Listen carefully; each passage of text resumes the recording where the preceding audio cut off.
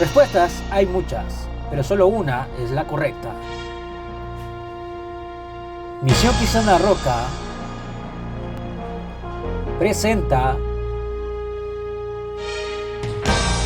el segmento Tu Respuesta Bíblica. Sean bienvenidos nuevamente a un programa más de Misión Quizana Roca, titulado Tu Respuesta Bíblica, porque pueden haber muchas preguntas y muchas respuestas, pero solamente una es la correcta. Iniciamos con la siguiente pregunta. Una de las primeras preguntas que nos formulan nuestros hermanos es la siguiente: ¿es verdad que todos somos hijos de Dios? Gracias por acompañarnos una vez más a nuestro segmento Tu Respuesta Bíblica. Esta tarde tenemos tres interrogantes que nos han hecho llegar nuestros hermanos, y la primera de ellas dice: ¿es verdad que todos somos hijos de Dios? Existen dos términos o dos frases que muchas veces confunden a las personas. Estas son: una, que somos creación de Dios, y una segunda, que somos hijos de Dios. En primer lugar, el hombre fue creado por Dios por su propia voluntad. No fue que el hombre se lo pidiera. El hombre fue creado de parte de Dios por voluntad propia. Por supuesto que Dios en todo lo que hace tiene propósitos. Hay algo muy importante, y esto nos indica que el hombre es algo muy especial en el corazón de Dios. Es algo muy especial. ¿Por qué digo esto? Porque en el libro de Génesis, el libro de los inicios o de los comienzos, en el capítulo 1, versículos 26 y 27, dice que lo creó a su imagen y creó varón y hembra. Lo primero dice que lo creó a su imagen, pero en segundo lugar dice que creó varón y hembra. Uno de los propósitos por lo cual Dios creó al hombre, lo dice en Génesis 1:28, dice que para que a través de ellos nacieran hombres y mujeres y llenaran o sojuzgaran toda la tierra. Un propósito, por eso creó hombre y mujer. Para que hiciera su voluntad.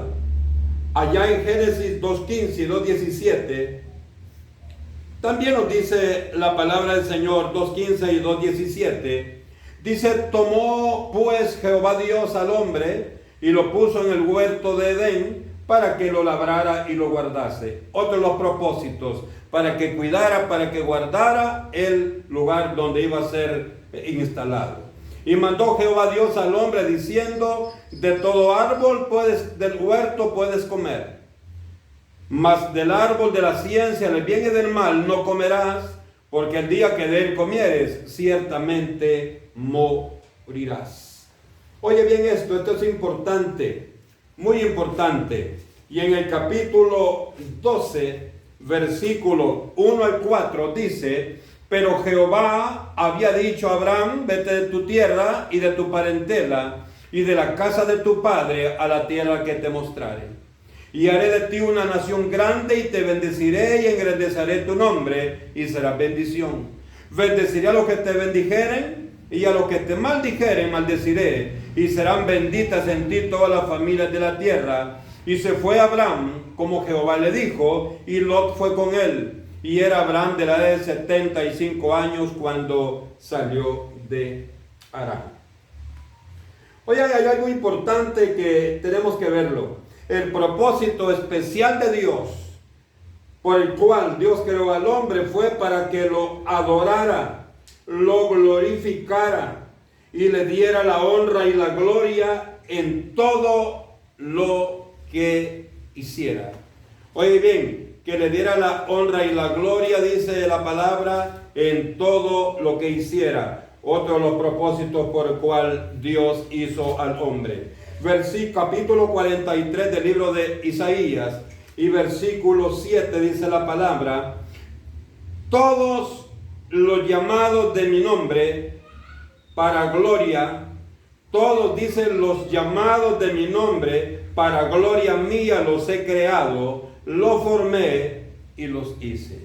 Dice que Dios creó al hombre, hizo al hombre con el propósito de que lo adorara, de que le sirviera directamente para su gloria. El día que Dios creó al hombre, oye esto, lo hizo para que viviera eternamente y para siempre. Eternamente y para siempre. Por ello le dijo, allá en la porción que leíamos del libro de Génesis, en el 2:17, le dijo de qué árbol podía comer y qué árbol no podía comer.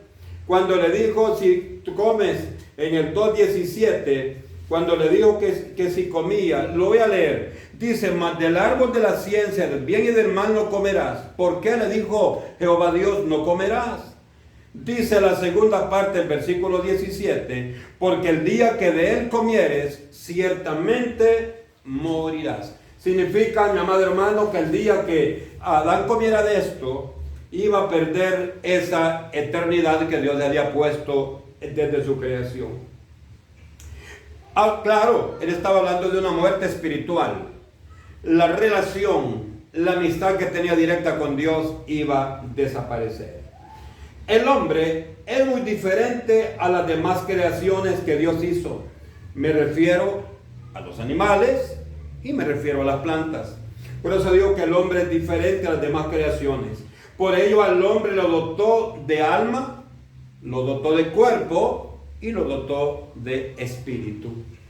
Porque aunque en el corazón de Dios veía buena la creación del hombre, Génesis 1:31 dice la palabra, y vio Dios todo lo que había hecho, y aquí que era bueno en gran manera, y fue la tarde y la mañana, el día sexto.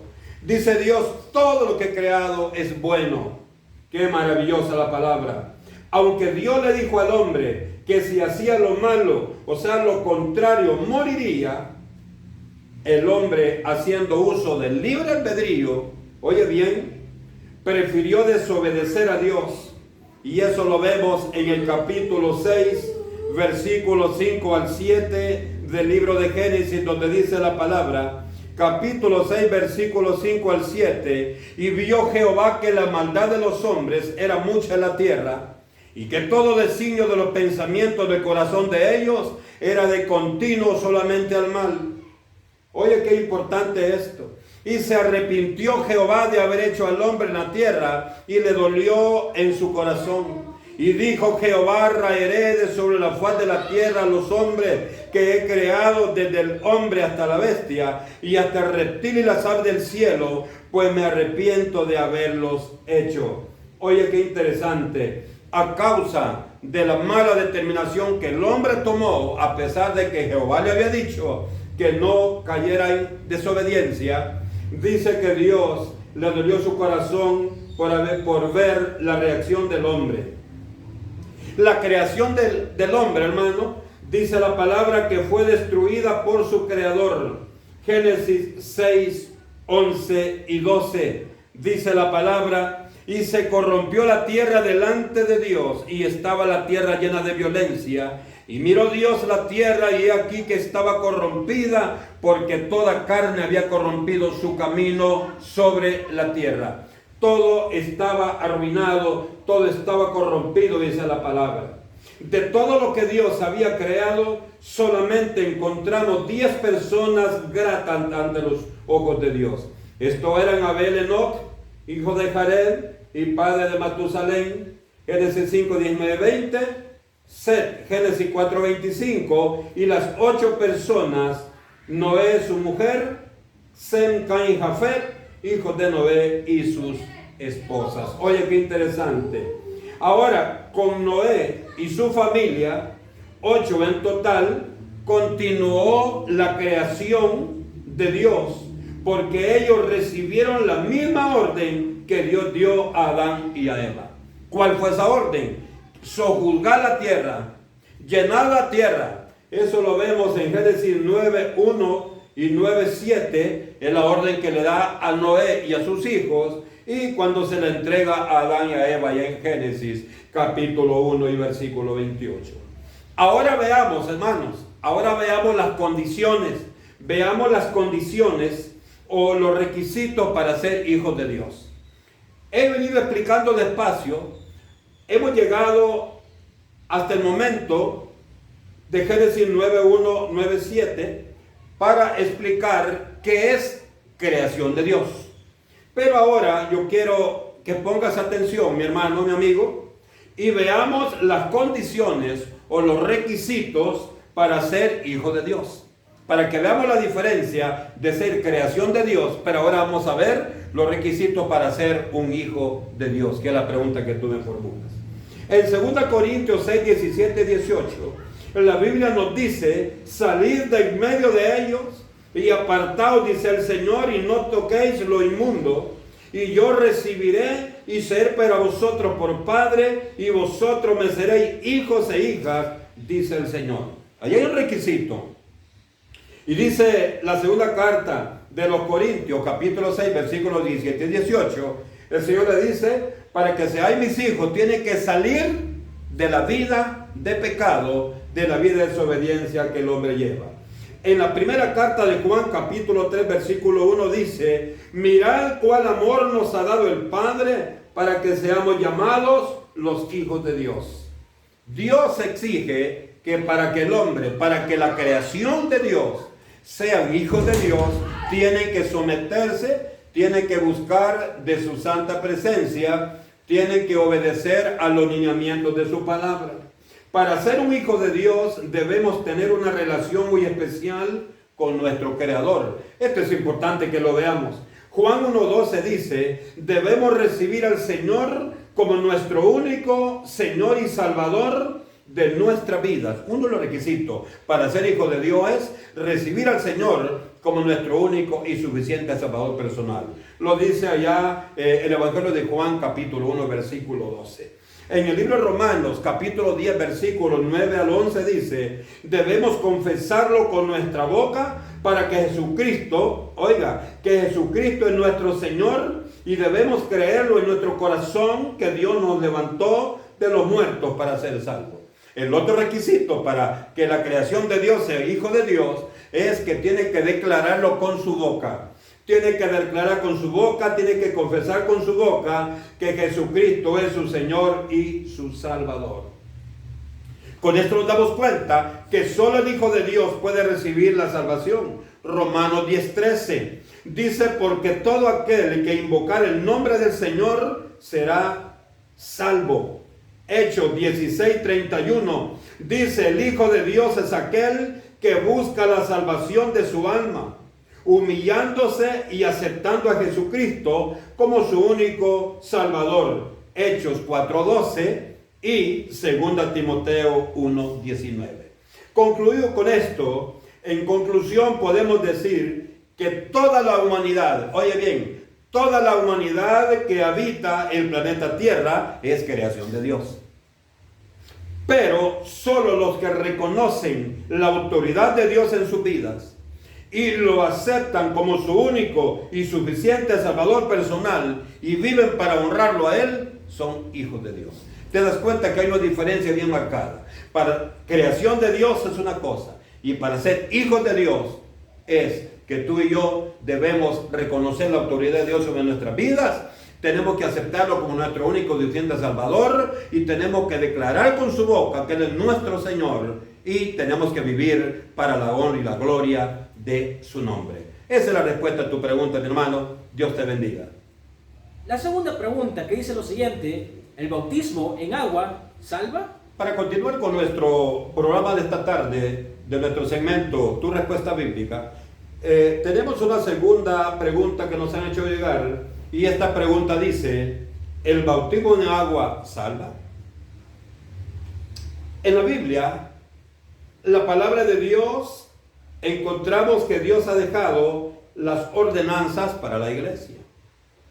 La primera ordenanza es el bautismo en agua. Juan 3:5, en esta porción encontramos lo que dice la palabra del Señor. Respondió Jesús: de cierto te digo, que el que no naciere del agua y del Espíritu no puede entrar en el reino de Dios. Oye, qué interesante.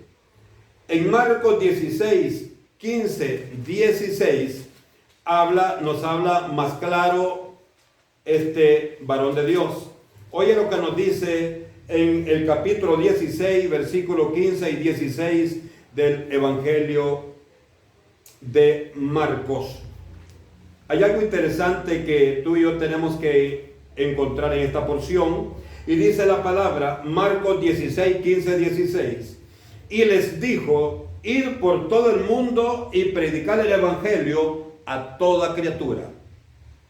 El que creyere y fuere bautizado será salvo, mas el que no creyere, dice, será condenado.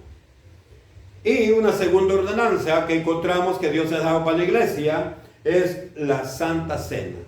Y esta porción la encontramos en la primera carta de Pablo a los Corintios. Encontramos lo que la palabra del Señor nos dice. Oye cómo nos dice la palabra de Dios. Primera Corintios 11, 24 al 26. Dice la preciosa palabra del Señor de la siguiente manera. Esto es importante para que veamos la segunda de las ordenanzas que Dios ha dejado para su amada iglesia. Y dice, hermanos, el capítulo 11 de Primera de Corintios, versículo 15 al 16. Dice la palabra, Primera Corintios, capítulo 11, en su versículo 24 al 25. Lo leo. Oye cómo dice, habiendo dado gracias, lo partió, dijo, tomad, comed, esto es mi cuerpo, que por vosotros es partido. Dijo además, haced esto en memoria de mí. En el versículo 25 dice, asimismo tomó también la copa, después de haber cenado, diciendo, esta copa es el nuevo pacto en mi sangre, haced esto todas las veces que la bebierais en memoria de mí. Así pues, dice el versículo 26, todas las veces que comieres este pan y beberéis esta copa, la muerte del Señor anunciáis hasta que Él venga. Si tú ves en el versículo 24 y 25, en la parte final termina diciendo, haced esto, haced esto. Por eso es una ordenanza de parte de Dios.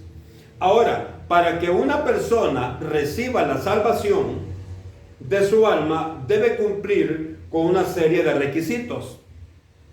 Mira qué importante. El primer requisito para ser salvo, el primer requisito para recibir la salvación es que debe oír la palabra. Debe oír el mensaje de salvación a través del Evangelio de Jesucristo. Lo dice Apocalipsis 1:3, lo dice Romanos 10:17 y lo dice Santiago 1:21. También hay un segundo requisito para que el hombre pueda recibir la salvación, y es arrepentirse de sus pecados. Esto significa, mi hermano, que tú y yo, después de oír la palabra, tenemos que arrepentirnos de nuestros pecados, y arrepentirnos es reconocer que necesitamos de Dios para ser perdonados de nuestras faltas o de nuestros pecados. Hay un tercer requisito para recibir la salvación, y este es creer en Jesucristo. Esto nos lleva a aceptar a Jesucristo como nuestro único y suficiente Salvador personal, como lo vimos en Juan 1:12 y en Romanos 10:9 al 11. Ahora, un cuarto requisito, y aquí esto es importante, un cuarto requisito para recibir la salvación es bautizarnos en agua. Con el bautismo en agua nos identificamos públicamente que somos parte del pueblo de Dios. Por lo tanto, mi hermano, formamos parte activa de los hijos de Dios, porque con ello evidenciamos que hemos oído la palabra, que nos hemos arrepentido, que hemos creído en Él, y hoy lo manifestamos públicamente a través del bautismo en agua. Ahora, analicemos el texto bíblico que muchas veces trae polémica, y está la respuesta a lo que tú me preguntas. Esto es, analicemos bien el texto bíblico de Marcos capítulo 16, versículo 15 al 16. Veamos la orden que Jesucristo dio a su iglesia. Versículo 15. Y les dijo a los apóstoles: ir por todo el mundo y predicar el evangelio a toda criatura. Lo que nos indica que la salvación es ofrecida a todo aquel, a toda persona que escuche el mensaje del evangelio de Jesucristo. La oportunidad de la salvación está para todos. El Señor Jesús les dijo: ir por todo el mundo y predicar el evangelio a toda criatura. Ahora veamos las bendiciones de que Jesucristo ofrecía a todo aquel que escuchaba el mensaje. Veamos la bendición que Dios ofrece a todo aquel que escuche el mensaje de Dios. Versículo 16 dice: el que creyere y fuere bautizado será salvo. Oiga bien, el que creyere y fuere bautizado será salvo. Nos dice esto que el que creyere la palabra de Dios debe obedecerle, por lo tanto debía bautizarse en agua, y por su obediencia recibirá la salvación. Mas el que no creyere, dice la segunda parte, será condenado. Mas el que no creyere será condenado. El que oye la palabra de Dios pero no la cree, no acepta a Jesús como su único y suficiente Salvador. Y como no creyó, tampoco obedeció. Y como no obedeció, y no obedecer es rebeldía. Por lo tanto, esto no permite que el hombre se humille ante los ojos de Dios. Hoy es importante oír, es importante creer, es importante arrepentirse para poder bautizarse en agua. Como no creyó, oye bien, no se bautizó. Y como no se bautizó, no se identificó como un hijo de Dios. Significa que se avergüenza de Dios. Por lo tanto, como no creyó, no se quiso bautizar. Por eso ya se condenó.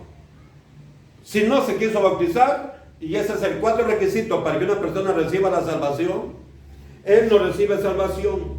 Entonces aclaro esto: cuando una persona cree al Señor Jesús, le obedece. Y la obediencia es importante para recibir la salvación de parte de Dios. Por eso dice en la parte final de Marcos 16, 15, 16. Aquí nos habla muy claro. Oye bien como nos dice. Está claro. Dice: ir por todo el mundo y predicar el evangelio a toda criatura. El versículo 16 dice: el que creyere y fuere bautizado será salvo. O sea, la clave está en creer en Jesús. Dice: mas el que no crea en Jesús no se va a bautizar.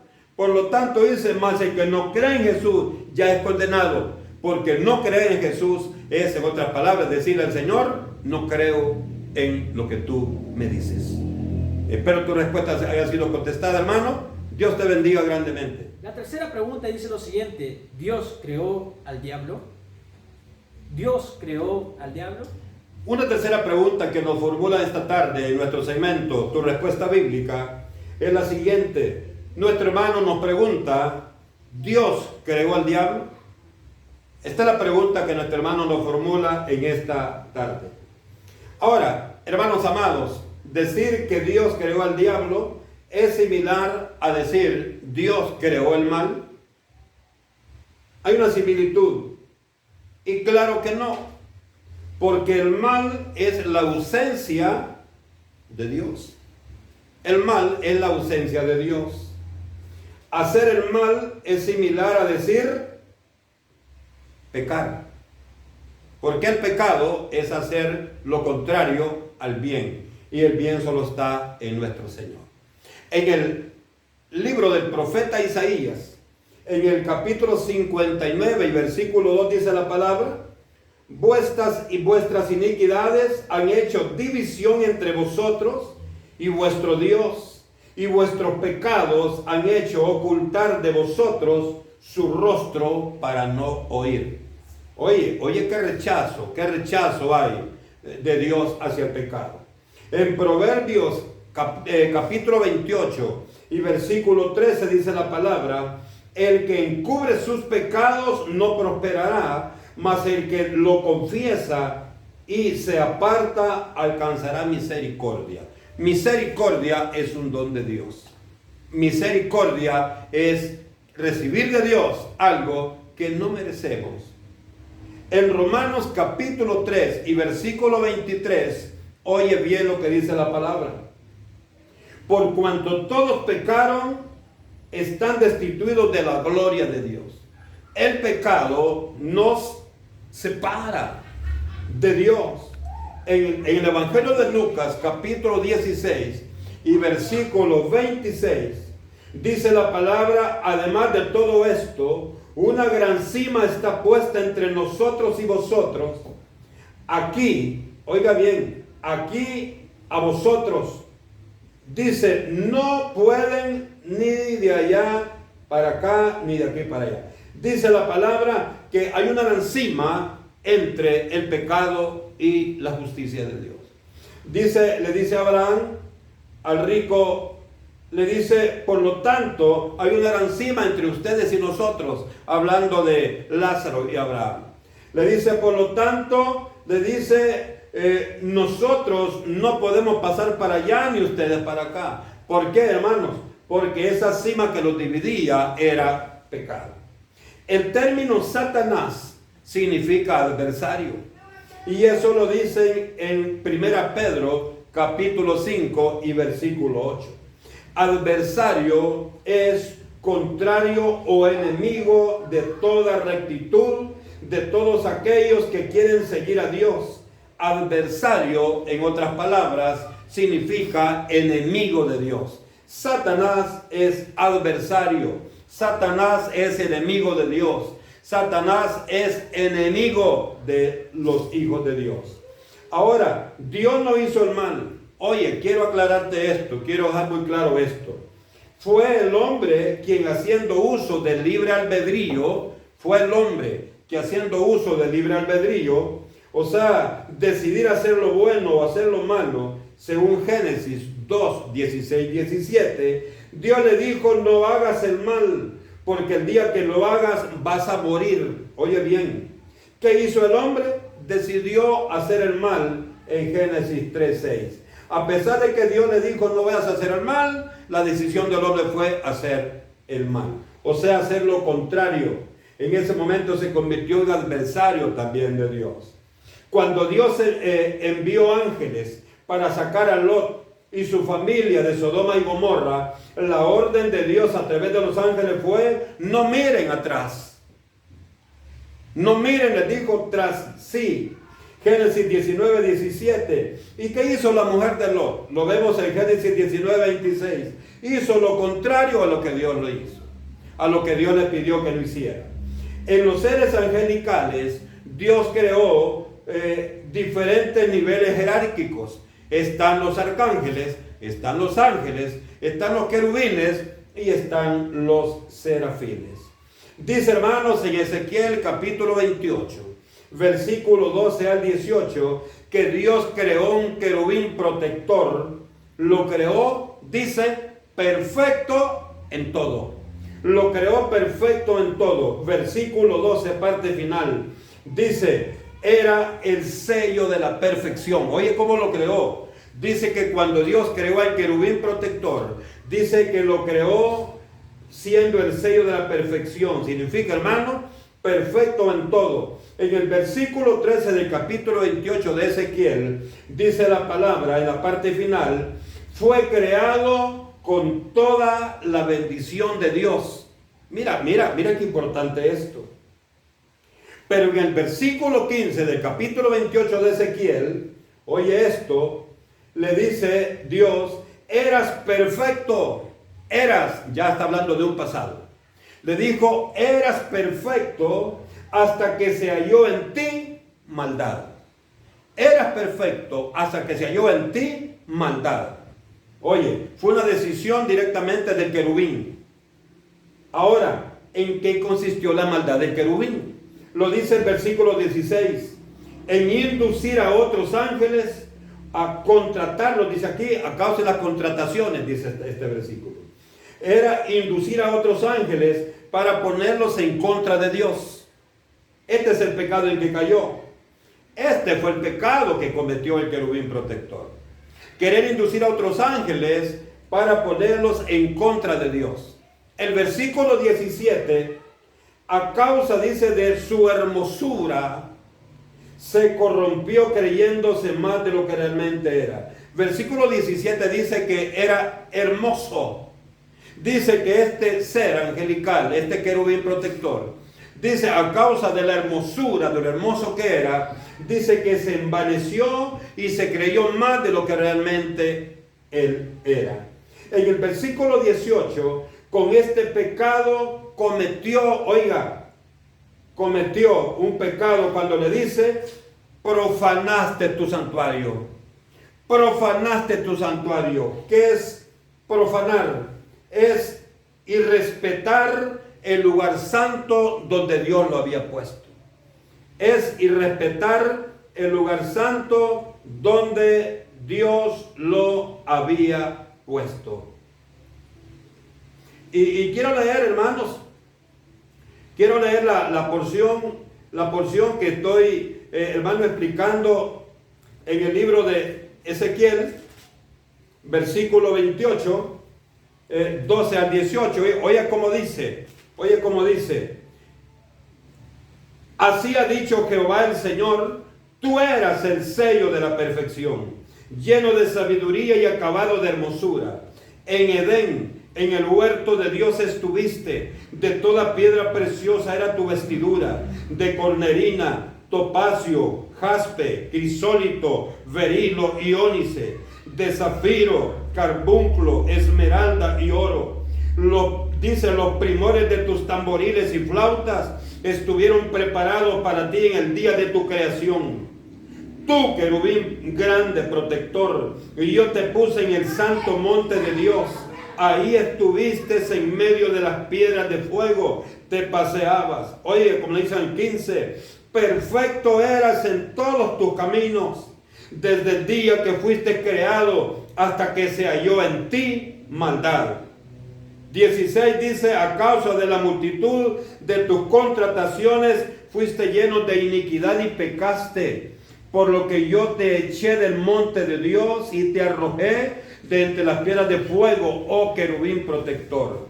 Versículo 17 dice, se enalteció tu corazón a causa de tu hermosura, corrompiste tu sabiduría a causa de tu esplendor, yo te arrojaré por tierra delante de los reyes, te pondré para que miren en ti. Versículo 18 dice, con la multitud de tus maldades y con la iniquidad de tus contrataciones, profanaste tu santuario. Yo pues saqué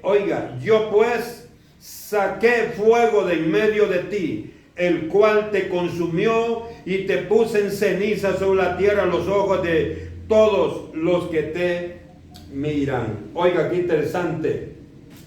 Le dice el versículo 18, con todo lo que hiciste tú, profanaste el lugar santo donde Dios te puse. Ya dijimos que profanar es irrespetar el lugar santo donde Dios lo había colocado.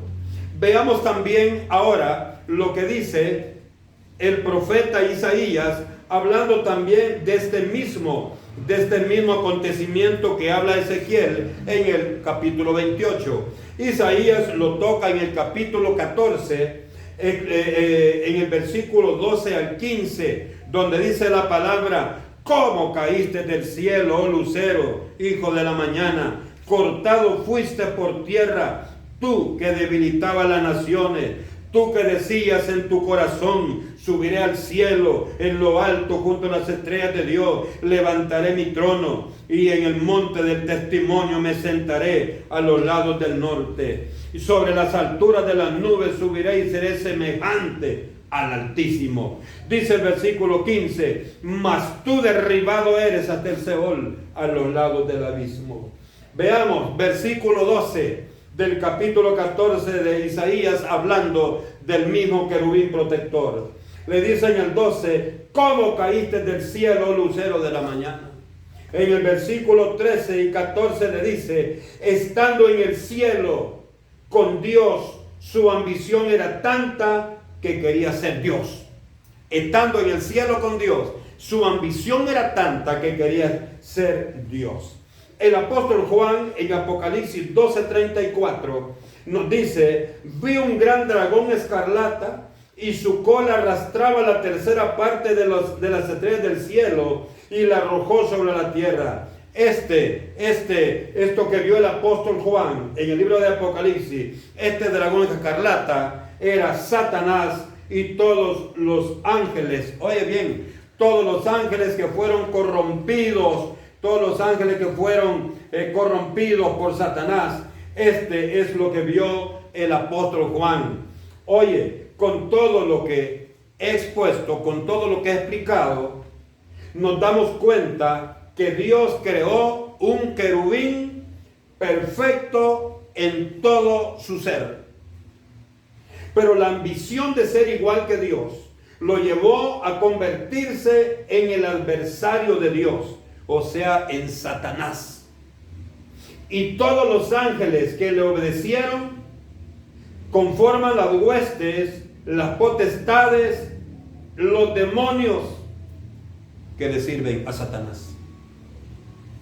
En el mismo error cayó Eva allá en Génesis 3:5. Cuando el diablo representado en aquella serpiente le dijo, sabe Dios que el día que comáis de él, del fruto, serás igual que Dios. Entonces, hermanos, dice que Eva eso lo motivó. Dijo, si como del árbol que Dios nos dijo, voy a ser igualito que Dios. Vino ella y comió y le dio a Adán. Oye bien, significa, amados hermanos, que la ambición de ser igual a Dios, hizo que comiera, que desobedeciera y se convirtiera en adversario de la orden que de Dios había recibido. Por lo tanto, mi hermano, concluyo diciéndote esto. Todos aquellos que se dejan llevar por los ofrecimientos de Satanás tendrán el mismo final en el lago de fuego y azufre que es el infierno. Según Mateo 25:41, que dice que el infierno no fue creado para los hombres, sino para Satanás y sus ángeles. Y Apocalipsis 20:10 y 20:15 dice que Satanás y todos los que hacen su voluntad serán arrojados al lago de fuego. Por lo tanto, mi hermano, Dios no creó a Satanás, Dios no creó el mal, sino que Dios creó a un ser perfecto. Ezequiel 28 e Isaías 14. ¿Qué fue lo que hizo que esto se hiciera contrario? Fue, amados hermanos, rebelarse contra su creador. Eso hizo que se convirtiera en Satanás, en el diablo, que significa el adversario de Dios. Muchas bendiciones, mi hermano, y muchas gracias por enviarnos tu pregunta a nuestro programa, Tu Respuesta Bíblica. Puedes buscarnos como Misión Cristiana La Roca en nuestros siguientes podcasts, colocando Misión Cristiana La Roca en Google Podcasts, Spotify, Radio Public y Red Psycho. Puedes mandar tu pregunta al correo electrónico misioncristianalarroca@gmail.com o mcrconsejería y oración @gmail.com. Suscríbete a nuestro canal Misión Cristiana La Roca en YouTube.